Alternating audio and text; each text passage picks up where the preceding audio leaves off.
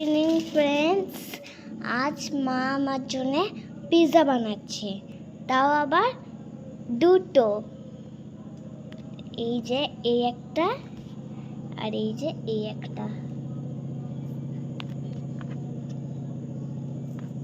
চিজটা বেশি করে দিচ্ছি, ও চিজটা খেতে ভালোবাসে, তাই জন্য আর টেস্টটাও বেশি ভালো হবে।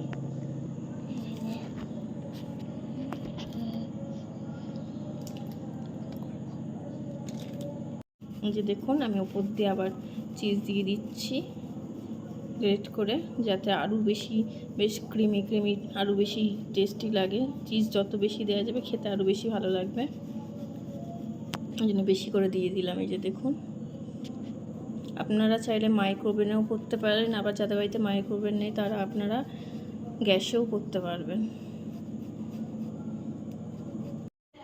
এই যে দেখুন, আমি আজ ইয়েতে করেছি, চাটুতে করেছি, আপনারা কড়াইতেও করতে পারেন। যে হয়ে গেছে, এবার এটাকে নামিয়ে কাটবো।